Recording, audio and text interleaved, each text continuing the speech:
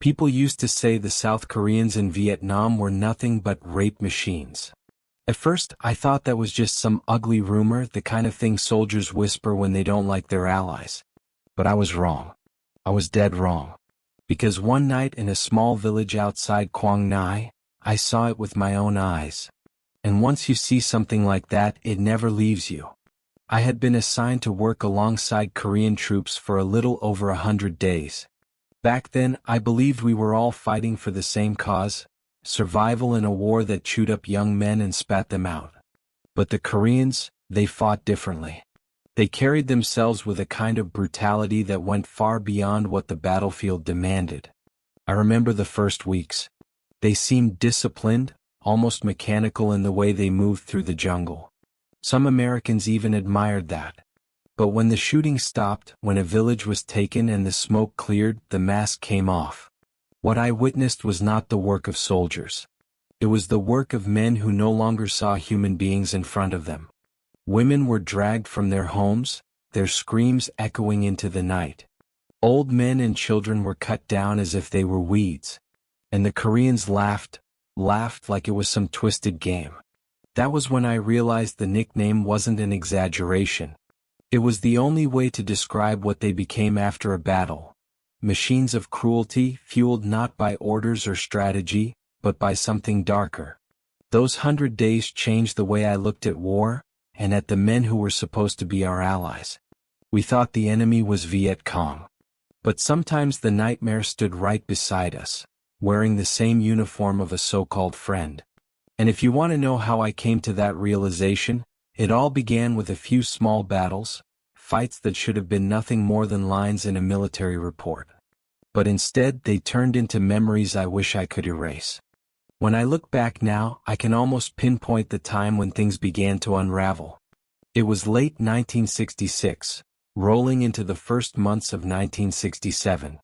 By then, the American war machine was in full swing, and our so-called allies from South Korea had been deployed in greater numbers. Their presence was especially heavy in Quảng, Ngãi and Phu Yen, provinces that saw wave after wave of operations. At first, it was presented to us as a strategic partnership. Washington had convinced Seoul to send over some of their best divisions, men who were supposedly hardened, disciplined, and loyal. They came in 3 major formations. The Tiger Division, Man Ho in Vietnamese, was one of the most feared. Then there was the White Horse Division, Bok Ma, and the Blue Dragon Brigade, Rong Zan, a unit of South Korean Marines. Together, they made up a force of over 50,000 men. On paper, they were a valuable addition. Their orders were clear: secure areas, hunt down Viet Cong, and stabilize regions that were too volatile for American or South Vietnamese forces to hold for long. To the generals, the Koreans were the perfect allies. They followed orders, they didn't ask questions, and they delivered results in the form of cleared villages and tallied enemy dead. But those numbers were deceptive. Behind the neat columns of body counts and operation reports lay another reality. I began to notice it the more time I spent with them. After each mission, after the shooting died down, the way they secured an area was not the way we were taught. For us, survival was the goal. For them, it was something else entirely. I remember sitting by a campfire one evening after an operation. One of our officers, a man who had worked closely with the Tigers, told us, "If you want efficiency, the Koreans will give it to you. If you want humanity, don't expect it." He wasn't exaggerating. Their version of discipline was rooted in fear and cruelty. Even the South Vietnamese civilians knew it. Whenever Koreans marched into a village, you could feel the air grow tense. Mothers would clutch their children tighter. Old men would bow their heads. They had seen enough to know what was coming. That was the part that unsettled me most. War is already cruel enough. But the Koreans carried with them a reputation darker than the enemy we were supposed to fight. The Viet Cong were ruthless, yes, but they fought for a cause. The Koreans, on the other hand, seemed to fight for domination, for the raw pleasure of inflicting pain. I often thought about the difference between us and them. We were young men thrown into a war far from home, scared, unsure if we'd see another day. Our battles were for survival, to keep each other alive in a place where death could come from behind any tree line. But the Koreans, they fought as if survival wasn't enough. They needed something more. Something primal. And here's the truth that still burns inside me. While we fought to stay alive, they fought to satisfy their darkest instincts. That was the reality of those 100 days I spent alongside them. Every new village, every new operation, was another chance to see that mask slip, to witness the cruelty that made even hardened American soldiers uneasy. And those uneasy feelings would soon turn into certainty, once I found myself in the middle of battles where their true nature revealed itself completely. The more time I spent in Quảng Ngãi and Pui, the more I realized just how deeply the Koreans had embedded themselves into the rhythm of the war. American officers praised their efficiency, pointing to the number of villages pacified under their watch. But on the ground, where the smoke stung your eyes and the cries of civilians cut through the night, that efficiency looked very different. The Tiger Division was infamous even among us. Their insignia, a leaping tiger, was meant to inspire fear in the Viet Cong. But it wasn't just the enemy who feared them. Civilians dreaded the sight of those patches on the sleeves of foreign soldiers. Stories circulated quickly. A hamlet wiped out. A family slaughtered. Women taken. And each story, instead of being dismissed as rumor, was confirmed again and again by fresh accounts from neighboring villages. The White Horse Division, named after a mountain in Korea, carried the same reputation. They prided themselves on being shock troops, men who could sweep through any terrain. But what struck me most wasn't their ability to move fast or strike hard. It was the way they lingered after the fighting was over. They didn't just neutralize a threat and move on. They stayed, and in staying they left scars deeper than any battle wound. Then there were the Blue Dragons, the South Korean Marines. Marines are supposed to be tough, disciplined, and sharp. I had trained with American Marines before, and while they were fierce, they also carried a sense of honor. The Blue Dragons, however, seemed to wear toughness like a mask that concealed something darker. Villages in Pui whispered their name with the same dread as one would whisper Viet Cong. To the people, there was little difference between the two in terms of fear. They both brought suffering. From an American perspective, though, all this was background noise. Reports sent up the chain of command showed success. Enemy activity suppressed. Strategic areas secured.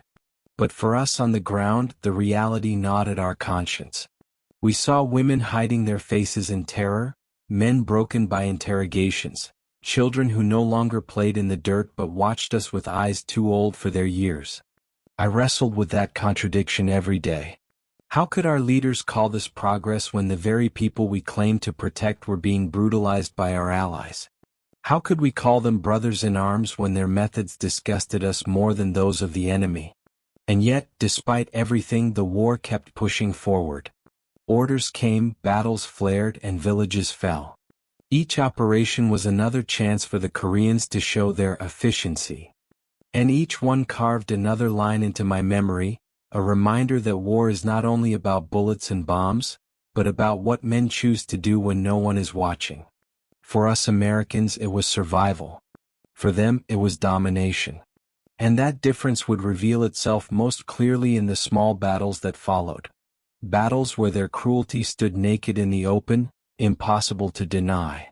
It was early 1967 when we were ordered to move with the Tiger Division into a cluster of villages west of Quảng Ngãi. Intelligence said Viet Cong units had been moving supplies through the area. For us Americans, it was another standard sweep and clear operation, the kind we had done dozens of times. But for the Koreans, it was something else entirely. The morning began like every other operation. The Tigers advanced in tight formation, their discipline almost mechanical. We moved alongside them, checking the tree lines, scanning for ambushes. A few shots rang out here and there, brief skirmishes with small bands of Viet Cong who scattered as quickly as they appeared. By noon, the resistance had thinned, and the village lay silent before us. Normally, when an American unit secured a village, we would set up a perimeter, check for hidden tunnels, gather intelligence, and then move on. We were taught to stabilize, not to linger. But as the smoke cleared, I noticed the Koreans weren't moving on. They spread through the village like predators, their boots heavy on the dirt paths, their rifles slung casually as if the danger had already passed. Then the screaming started. At first, I thought it was a wounded civilian being discovered. But the cries grew sharper, more desperate. I followed the sound and saw them. 2 Korean soldiers dragging a young girl, no older than 15, from her home. She fought, clawing at the ground, but they pulled her into the open like she was nothing more than a sack of rice. Around me, villagers watched in horror, frozen between fear and helplessness. That scene played out again and again in different corners of the village. Women pulled from their houses. Mothers torn from their children. The tigers laughed, shoving each other as they lined up like it was some grotesque reward system. I remember one sergeant shouting something in Korean, and the men cheered as if he had given them permission for a feast. I stood there, rifle in hand, my stomach turning. Training told me to intervene, to stop a crime in progress. But these weren't enemies, they were our allies. If I raised my weapon against them, it would have been the end of me. And so I froze, caught between duty and survival, watching the unwatchable unfold. The worst part was the sound. The village that had once been filled with the hum of daily life now echoed with screams and sobs, the cries of women carried into the night. It was not the chaos of battle, it was controlled, deliberate cruelty. I can still see one woman, maybe in her 30s, dragged past me. Her eyes locked onto mine, wide and pleading, silently begging me to do something. I lowered my gaze because I couldn't bear to meet it. That moment has haunted me for decades. And here's the point that still makes me sick. The Koreans didn't see them as women or as human beings at all. They saw them as spoils of war, trophies to be taken and broken. They did not treat them like people. They treated them like prizes, like flesh to be consumed. That night, as the fires burned low and the screams faded into quiet sobs, I realized I had crossed into a different kind of war. This wasn't about communists or freedom, about winning territory or holding ground. It was about what men are capable of when no one holds them accountable. And the Koreans in those villages showed us all too clearly what they were capable of. The sun went down that evening, but the nightmare didn't. As darkness settled over the village, the Koreans lit fires in the courtyards and dragged women into the open. What had begun in the daylight turned into a grotesque spectacle under the cover of night. The crackle of firewood mixed with the cries of women, the laughter of soldiers, and the occasional sharp command barked in Korean. I remember standing guard near a hut on the edge of the village. At least, that's what I told myself I was doing, standing guard. In reality, I was hiding from what was happening at the center. From where I stood, I could still hear everything. The sobs. The pleading. The sudden silence that came when a woman lost the strength to scream. Each sound dug into me like a blade. One girl, maybe 17, was pushed against a wall while 3 soldiers jeered at her. I saw her resist until her knees buckled. Afterward, she just lay there, eyes vacant, like her soul had already left. Another woman, older, tried to shield her daughter, but the soldiers struck her with their rifle butts until she collapsed. They dragged the girl away while the mother crawled after them, bleeding and broken. I wanted to move, to intervene, to shout, to fire a warning shot, anything. But I couldn't. My hands trembled on my rifle. The thought pounded in my head, if I act, I'll be next. They'll turn on me and nobody will stop them. That was the bitter truth of being allied with monsters. The villagers knew better than to fight back. Any attempt at resistance was crushed instantly. I saw one young man, maybe no older than 20, try to defend his sister. He swung a farming tool at a Korean soldier. In a heartbeat, he was shot dead, his body falling in front of her. The sister's scream was like nothing I've ever heard, pure grief, pure terror. And then silence as the soldiers took her too. That night stretched on endlessly. Every hour felt like a lifetime. I tried to distract myself, counting the stars, staring into the jungle, anything to drown out the horror. But nothing worked. The sounds carried through the darkness, a constant reminder of what was happening just yards away. Toward dawn the fires burned low. The village lay in ruin, not from bombs or bullets but from something far worse. Women huddled together, torn clothes and hollow eyes. Children clung to their mothers, too stunned to cry. Men sat in silence, broken, stripped of dignity. The air was heavy with smoke, sweat and shame. That was the first time I truly understood what the Koreans were. They were not soldiers fighting for survival. They were predators who treated war as their hunting ground. I carried that realization like a weight, heavier than my pack, heavier than my rifle. Because I knew it wasn't just this village. It would happen again and again wherever they went. And I also knew something else. Their cruelty was not only in what they did to the villagers. It was in what they forced us Americans to become, silent witnesses, complicit by our inaction. That morning as we prepared to move out, I couldn't meet the villagers' eyes. I couldn't face the silent question in their gaze. Why didn't you stop them? I had no answer. Only shame. And that shame followed me into the next battle, where the Koreans would show yet another side of themselves. One that cut even deeper than what I had already seen. The next operation came only a few weeks later, this time in Puyen. The orders were the same. Sweep through the hamlets, flush out Viet Cong, secure the area. By then, I already knew what to expect once the Koreans were involved. I tried to tell myself it might be different, that maybe the last village had been an exception. But deep down I knew better. The Blue Dragons led the assault that morning. They moved swiftly, cutting off escape routes and driving civilians into the center of the hamlet. A few Viet Cong snipers opened fire, but they were quickly silenced. By midday the shooting stopped. What followed was all too familiar. The villagers were herded together, men on one side, women and children on the other. The Koreans interrogated the men brutally, accusing them of hiding Viet Cong, beating them with rifle butts, and sometimes shooting them outright when answers didn't come quickly enough. But it was the women who bore the worst of it. I saw a line form near one of the huts. Women were pushed inside, one after another, while soldiers stood guard outside. Their faces were expressionless, as if they were waiting their turn at a market stall. Inside, the cries rose and fell like waves. I couldn't bring myself to look too long. Every time I turned my head, guilt clawed at me. One moment is burned into my memory more than the rest. A young mother clutched her infant to her chest, refusing to let go when the soldiers tried to drag her away. They struck her, ripped the baby from her arms, and shoved it into the hands of an old woman nearby. Then they pulled her into the hut.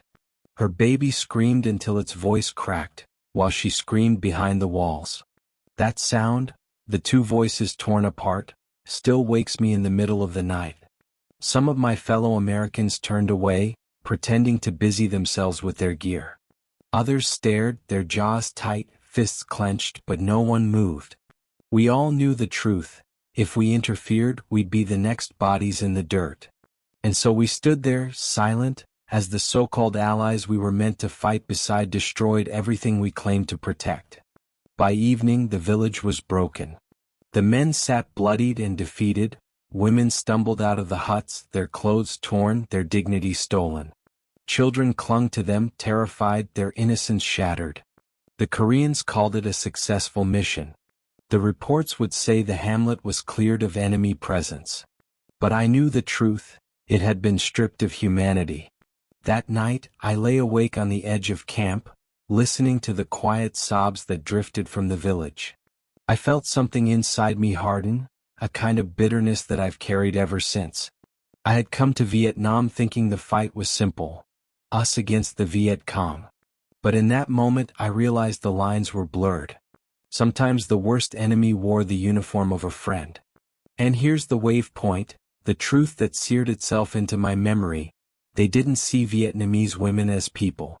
They saw them as possessions, trophies to be taken and discarded. I hated them for it. But I hated myself even more, for watching, for surviving, for leaving those villagers behind with nothing but scars. When we finally moved on, I didn't look back. I couldn't. Because I knew if I did, I'd see the faces of those women, those children, burned into the smoke of the fires we left behind. And that was when I realized something else. The Koreans weren't just cruel.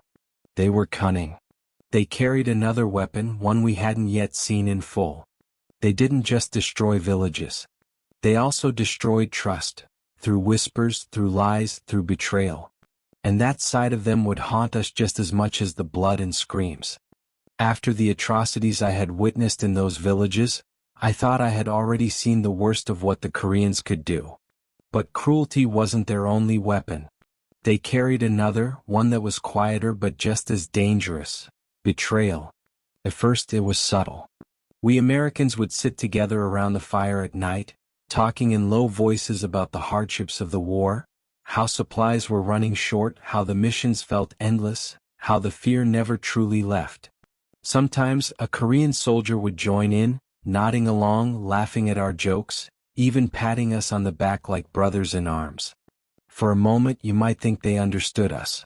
But the next day those words you had spoken in confidence would come back twisted, sharpened like a blade, and delivered straight into the hands of your commanding officer. I remember one case vividly. A buddy of mine, Wilson, was exhausted after weeks of constant patrols. One night, he admitted quietly that he wasn't sure how much longer he could handle it. He spoke like any soldier might, just a man letting out the weight of the war. The next morning he was called in by our captain. Apparently one of the Koreans had reported him, claiming Wilson had said he wanted to desert, that he no longer believed in the mission. Wilson was stunned. What had been an honest confession of fatigue was twisted into a charge of cowardice. From that moment on, none of us trusted them. They smiled to our faces, raised their canteens and mock toasts, laughed like friends, but behind the smiles they carried our words like daggers, ready to plunge them into our backs when it suited them. In front of us they joked and laughed, but behind us they stabbed deeper than the Viet Cong ever could. That duplicity poisoned everything. You couldn't relax around them. You couldn't share a thought, a fear, even a harmless complaint. Every word became potential ammunition for them to twist. And what made it worse was that their reports were always believed. Our commanders, eager to keep the alliance strong, took their side without question.